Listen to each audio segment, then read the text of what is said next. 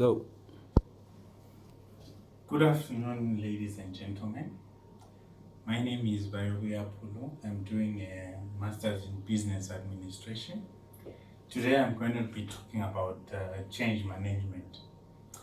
This topic will be related to the change management that happens in organizations, and we will talk about the drivers of the change management and how a company or an organization has to manage the change management.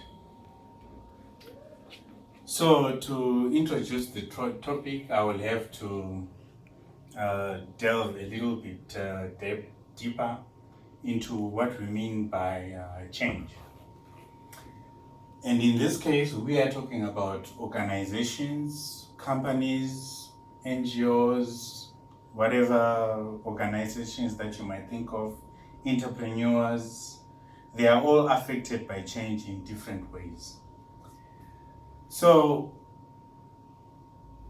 organizations are constantly changing, even sometimes when they don't realize the change. The organization has to adapt to systems, processes, and be in line with the micro and macro environment of the organization. Some changes are more significant than others. Significant changes include more robust ideas like the strategy, which is very high level, and some changes may be to do with operations and other minor changes that the organization may have to go through. So change happens in an organization through cycles. And as I have said, changes may be high level, low level, or they may be mid-management changes to transform the organization into new operations. A good example is Toyota's Kaizen example. The Kaizen method was adopted by Toyota. It was very vigorous and it transformed Toyota into a very strong competitor against huge vehicle manufacturers, especially in the United States, where they are wary of such situations. So companies like GMC, the American and Chevrolet, companies that manufacture cars in America, they were very responsive to the Kaizen method that was developed in Japan, which was a strategic, high-level type of change that the organization successfully implemented. So, as part of the introduction, I will continue to emphasize that change is necessary for organizations to develop. It must happen at various stages of the organization, and it must happen in different ways, different measures, and in different scopes. So this presentation is limited to discussing 4 types of change and their drivers. But like I have said, there are many types of changes that happen in organizations. So change is defined as a behavioral science based on theories, values, strategies, techniques, And there is a lot of literature about changes that have happened in companies, in organizations, that have led to different outcomes. But however, the change is usually focused on developing people and organizational performance. People are human resources. Organizational performance includes a number of parameters such as technology, leadership, innovation, and other things that will come up in the discussion as we go forward. As I said, I will focus on 4 types of change and their drivers. The first one that I will talk about is planned change. By definition, planned change is the development that is implemented to improve the way we are doing things as an organization. Improve operations, improve or maybe refine the purpose of how we will achieve the definitions of our objectives, and how we will expand the organization through changing maybe the objectives and the goals. Planned change is calculated and it is planned for, as the name suggests. It's not a threat to the organization, but it is an effort to consciously influence the future fortunes of the organization. Planned change is implemented through innovation. So it is a complex process and it requires considerable planning and should be implemented in an organized way. In the slide we say sequential, but it should be organized. Planned change should be preceded by an analysis of the economic environment. Because we are planning for the change, we are not under pressure to respond to an emergency. As you will see when we discuss other types of change, this is not always the case. So we do an analysis of the environment. We can use strategies such as the SWOT analysis, which basically means strengths, weaknesses, opportunities, and threats. The Pestelli analysis, which analyzes the political situation, the economic situation, the social situation, the technology that is available, the economic environment, and legal issues that might affect our decisions. We also have a very educated scholar by the name of Michael Porter, who developed the 5 forces model. There are also other models that describe how change should be made in an organization so that the organization remains competitive. But when we do this type of analysis, we are not reacting to any pressures from the environment. We do an analysis of the environment and react ourselves. An example is the introduction of employee welfare measures. We might do a SWOT analysis and realize we are underpaying our employees, or welfare measures, we are not looking after our employees in terms of their medical aids and their benefits.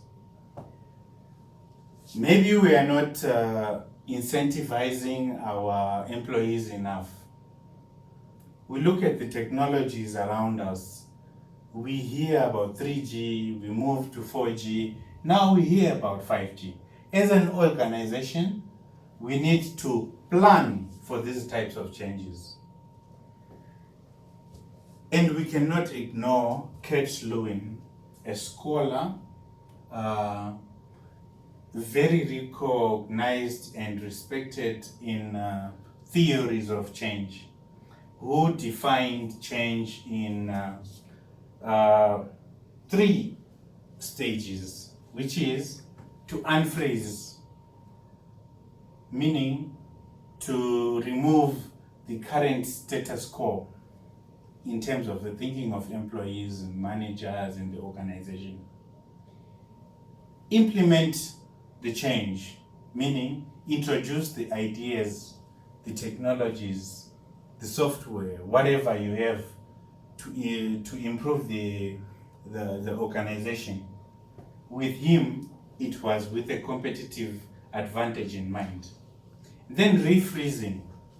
Refreezing means allowing the organization, the employers, and everyone involved to adapt the status quo and accept it as the normal way of doing things. It has something to do with adopting a new organizational culture. Plan changed can only be implemented by forward-thinking managers. As I said before, planned change is not responsive, it is proactive. So forward-thinking managers think about, or they investigate what is coming, what is the technology that is coming, what the expectations from governments and the stock exchange and banks and legal implications that is coming. So they are proactive. So plan change is an attempt to control all those aspects that you think might happen that affect the organization. And they are interrelated. And as I have said, it's technology, tasks, operations, the structure of the organization, and the human resources. When you are thinking proactively, you have to think about the skills that you need going forward in the people that you have hired. Technology is an economic environment, and it is a very influential part of innovation, especially in the last decades or 2. And it requires organizations to plan and be innovative in order to remain competitive. In other words, there might be cases where they need to respond, but where it is possible, the organization must develop innovations for the future. Technology brings pressure to all organizations. Varying organizations, entrepreneurs, governments, corporates, technology is there. Technology makes differences. It allows people to use data. It allows people to use knowledge in ways that we haven't seen before.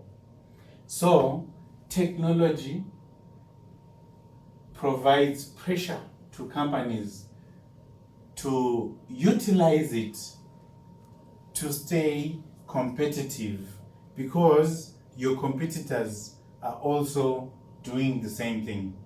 So you need to utilize technology, hire the right people, and maintain a competitive advantage. And of course, this requires changes through problem solving, decision making, and then there are types of technologies that are very transformative, such as the introduction of automated operational processes that have significant impact on the company.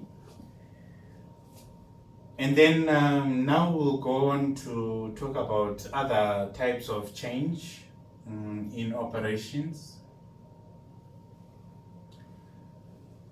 This is the task operations related change. This is a type of change which is planned, and the structure is related and implemented by redefining the nature of relationships among the organization's components, departments, and sections. We have a good example in Namibia, in Midco, and the way they did things. Midco supplies meat to the majority of Namibia, and recently they have automated most of their of their processes, and have had to go through various stages of change, including automation of operations, procurement of new machinery, unfortunately retrenchments, and reorganization of the human resources. In plan changed, we have examples that may affect the organogram, like I said. Midco, instead of having a lot of people chopping meat, they have an IT specialist managing a computer to make sure that the computer does the automations in the right way. The organization span of management might change, because instead of many employees being managed by a single manager, there will be a manager who is equipped with information technology skills to make sure that glitches in the system are solved. Plan change can be both structural and it can be technology. And sometimes induced types of changes come with human resources changes and other types of changes, which we will talk about, which sometimes you cannot draw a line between them being spontaneous or being planned. The criticism against planned change models is that it's theory, and that not one glove fits all. It is not suitable for all organizations. Some organizations need to be what we call in supply chain lean, very responsive. You don't need to plan, you need to respond. That's a criticism of plan changed. And then it ignores the complex and dynamic nature of the environment and organizational changes, which is what is addressed by a lean type of thinking, where we set up our organization to be responsive to all sorts of situations, rather than to sit back and plan 10 years ahead.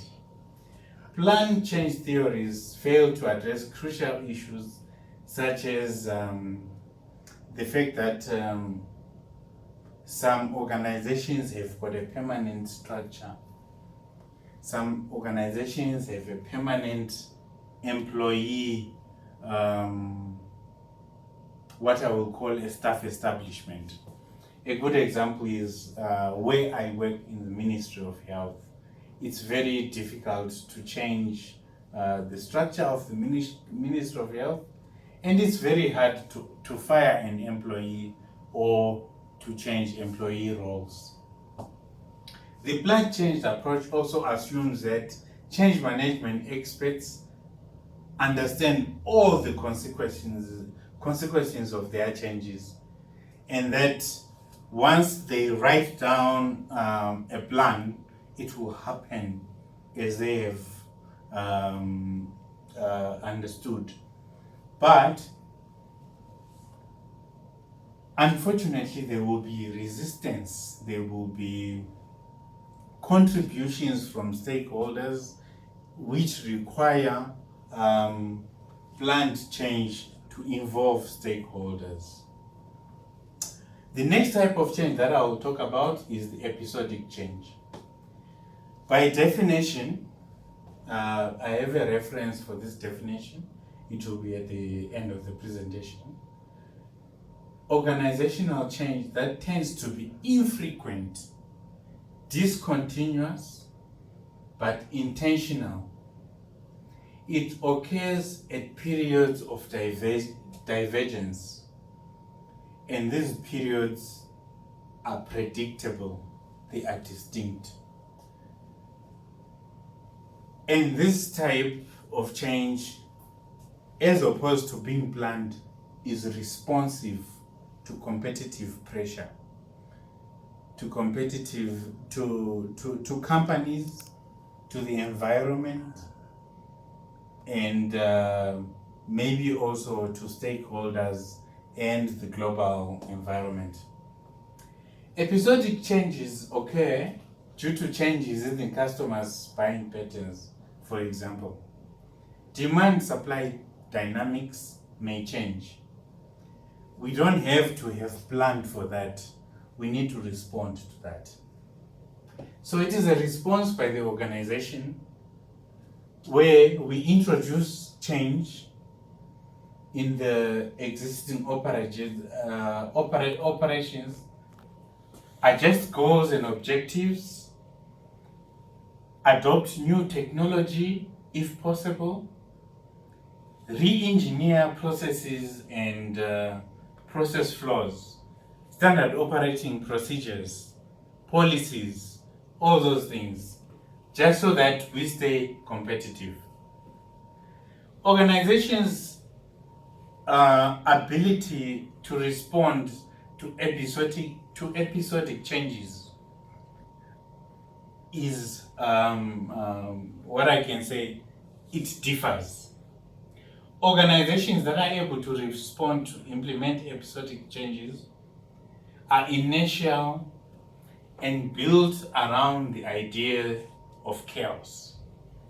Chaos is not usually considered a good or favorable term, but chaos means disorder.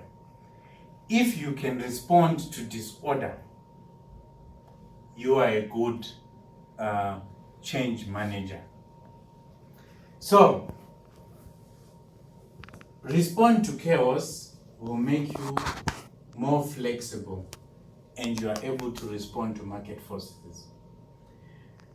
The episodic change process, according to the definition, is infrequent, slow, less complete, and strategic in its components. Because we have to change our strategy, most probably because the environment has changed, or a competitor has done something that makes our strategy ineffective. Then there can be more deliberate and formal disruptive episodic changes that are initiated by higher levels in the organization. Time intervals between episodes change, and this is characterized by the amount of time the organization expends in other areas of the development. There are three important processes in the episodic change. The inertia. Inertia is the way we move our organization towards the future. The trigger for the change. The trigger for the change is something that happens in the environment that makes us need to think differently. Then the replacement or change implementation. That is what we do in response to the trigger. What must we do if the dollar has dropped its value to what we had not planned in our budget. Episodic change is dramatic. Like I said, it can happen anytime. The most relevant example is the coronavirus. No one thought we would have to deal with a virus pandemic. It shocks the organization. It has shocked the world. And the world has to respond. And this is an episodic change. And this example illustrates the difficulty that you have to manage when you are doing episodic change. So, a successful organization that is well defined with managerial responsibilities, clear project priorities, can design highly flexible processes with good communication systems that can facilitate and implement regularly. Then the episodic change, it will involve shaping, anticipating the future, creating assumptions about the business and the future. We have seen this in the coronaviruses. There have been clips about Barack Obama talking about preparing for a pandemic that will affect the world. There are clips about George Bush preparing or telling the world that we have to prepare for a pandemic that will affect the world. Episodic change comes in here. The process involves a change agent who is the prime mover to create change, focuses the inertia, the drive, and 6 points of central leverage, and then communicates the alternative schema, triggers, and the way we must respond to the epidemic change. In our case, the World Health Organization is what I would call the drive agent. Many countries have experienced this coronavirus in different ways, but the scientists, the experts, the people who have planned, the people who have the knowledge of change and response, they are in the World Health Organization, they are in the World Bank, the IMF. This is what we mean by the change agent.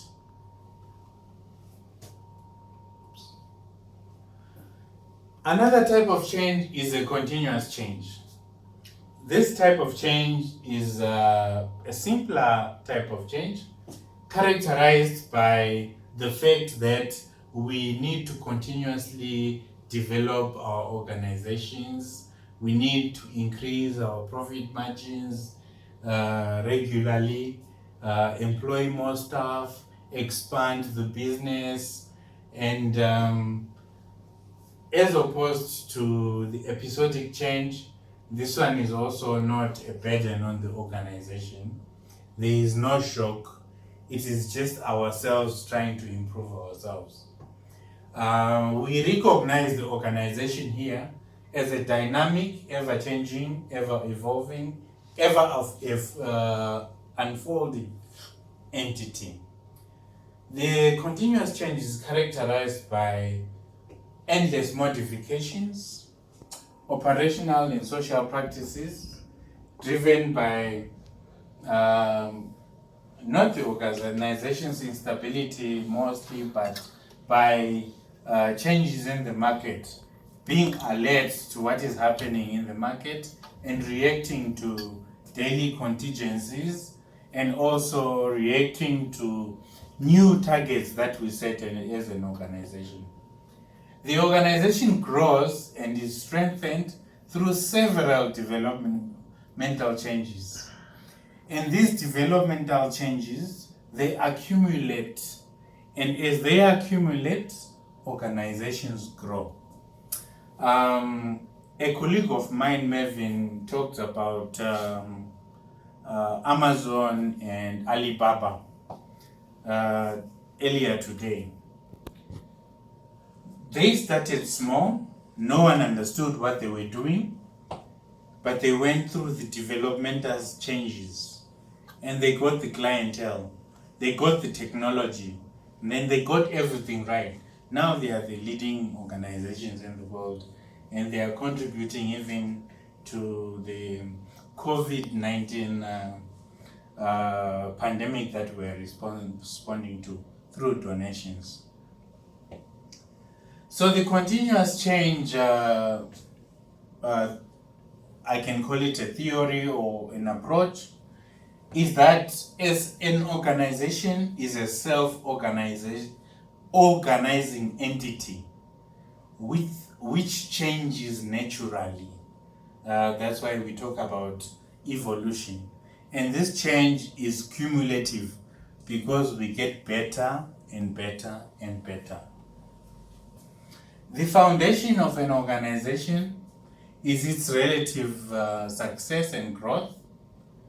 It is driven by how we interact with our customers, our stakeholders through our activities. The intervention theory of continuous change redirects what is already underway. It says continuous change is cyclical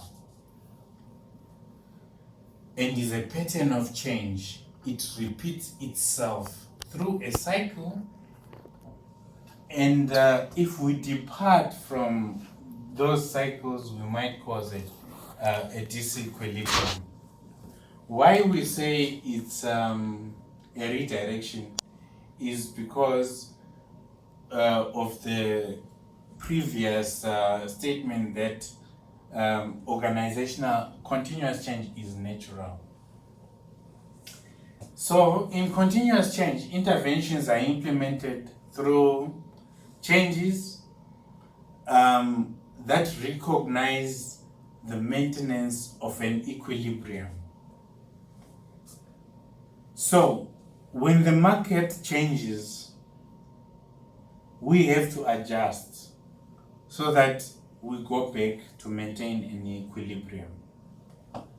Sometimes when there is no market forces, the continuous change can just be our effort to be incremental in our business and expansion by making many small changes, which when you put them together, which is what we mean by that term incremental, what you get as a result. Small changes leading to big changes. That is continuous change. So an organization must put considerable effort in developing the capacity of the employees to implement these small changes that I have said are important in expanding operations. Although small, when they are cumulative, the term that I was looking for, they lead to a significant change in the operations of the company. Continuous change is driven by a change agent also. I think all change is driven by a change agent, which means probably organizations must have project managers or management that is aware of the need to adapt to situations and to implement the theories and ideologies of organizational change, because it affects staff and As organizations, we learn from experiences, which gives us the power to develop coping mechanisms. It allows us to adapt our objectives, our vision, our strategies, so that we respond to the pressures that come from the economic environment. Small, continual, incremental changes may not blow you out of the water, but cumulatively they bring about change. And if we do not implement change in that way, organizations can fail. And then we do not see the impact of the organization and its operations. Another type of change is the emergent change. It is defined by Trottier in 1995 as a continuous forming of influencing patterns that continually create real-time change. It emerges and can be shaped into further continually evolving patterns and forms. Emergent change is, I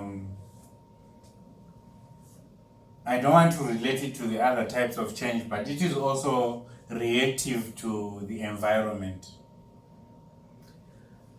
Emergent change is universal, infinite, and it is the essence of creation.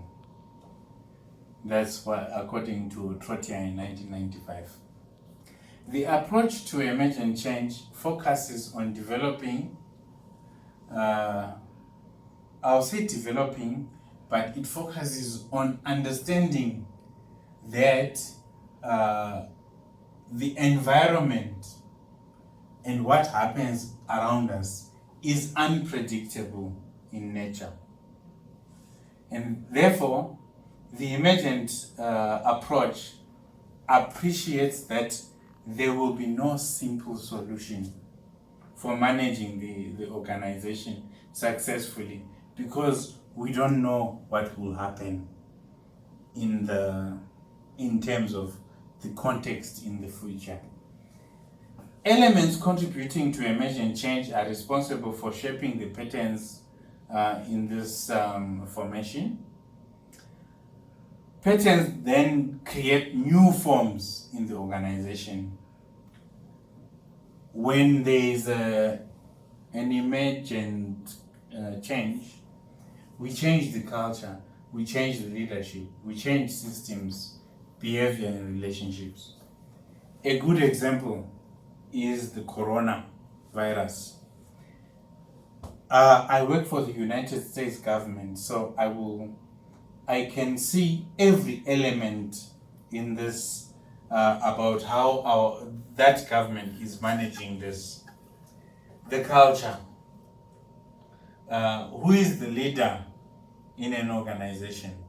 Governors are now very powerful people. Governor Kumo, everyone listens to Governor Kumo for 1 hour in America every day during this corona environment. He is the governor of New York. It's the state that is most affected by the coronavirus environment. Leadership. There is a lot of criticism about how the federal government is dealing with the coronavirus.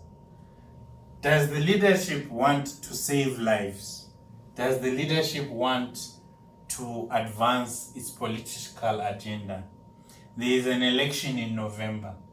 The leadership knows there's an election in November. So the way they handle this coronavirus, ethical issues come into it, and they are part of leadership. The type of leadership that we have should be ethical and should have the mix of leadership qualities that will address an emergent change. System processes. You have heard about testing for coronaviruses. Who do you test? Who do you admit? Who do you put on a ventilator? Behaviors and relationships. You have heard about the health professionals that I am part of. We behave in a certain way. We have a calling. Our behavior is enshrined in us to save lives. And the emergent change is there. Some might give up on that commitment and decide that no, I cannot go to a hospital and then bring the coronavirus to my family and kill them. Relationships are obvious. Emergent change, it occurs anytime. We didn't know corona was coming. It can shift the forms, boundaries, processes, as I have explained, using the situation that we're in now. It is triggered by complexities, but we need to try and simplify it as best as we can so that we adopt new patterns as early as we can. If you have been watching the news, the scientific community is trying to find a standard operating procedure for testing. Who should be tested? Who should go back to work? When you have had the virus, do you have antibodies? Are you fit? Are you immune? So emergent change makes us think about this, and we have to develop patterns. And the American president, he has given these responsibilities to the governors because the different states are affected differently. So you look at what your statistics are, and then you look at the pattern and how it affects people, and then you decide on a strategy to come out of the situation. The emergence of new technologies. I mentioned one company called Amazon. Amazon is developing test kits, but Amazon is a supermarket. It's an online supermarket. But their innovativeness has, because they are responsive to the emergent change, are developing test kits. Many other companies are developing test kits for coronavirus, COVID-19. So it requires bravery. Managers must be brave because you invest a lot of money in this new thing that you are not sure about. You are not sure that this will give you a profit. And then we can call you an emergent change organization. Emergent changes respond to disruptors. It can be in technology, computational integration, speed, cost, analytics, or sometimes maybe our algorithms, the ones we develop in our computers, and artificial neural networks, big data, those technologies. We can make mistakes in there, and then as a result, the organization must respond, because this is an emergent challenge which requires an emergent change. So, emergent change results in emergent leaders. I have a good example of an emergent leader. The governor of New York is called, I don't know his first name, but he is Governor Cuomo. Like I said, everyone in America waits for Governor Cuomo to speak for 1 hour about what must happen in America regarding the COVID-19. So imagine leaders are those types of people who can respond, who have the capabilities to understand changes, patterns, thinking, relationships, and identification. If you listen to Governor Cuomo, I challenge you, if we are still in this situation, listen to Governor Cuomo. He will be quoting statistics, he will be quoting medical dictionaries that a normal governor doesn't, is not expected to know. So, while I'm talking about Governor Cuomo, there is an increased reliance of data. While he's presenting, Governor Cuomo will have graphs and tables, and he's basically advising the American federal government on how to deal with coronavirus. In conclusion, we have different types of change. They can be planned, they can be episodic, continuous, emergent, but all of them are influenced by drivers. The drivers are different. So the change management programs have to be different also, and they might be reactive. They must be reactive to the micro and macro economic environment. Change is not an on and off phenomenon. It is continuous, and also it happens ad hoc. Its effectiveness is contingent on the degree to which it is planned. When it's planned change and continuous change, but it also depends on the flexibility of the organization. Can we in Namibia suddenly have 2,000 ventilators because we need them? We have to be flexible to do that. We have to be able to have a minister who can sign that off. That would be flexible. The trajectory of change is spiral and open-ended.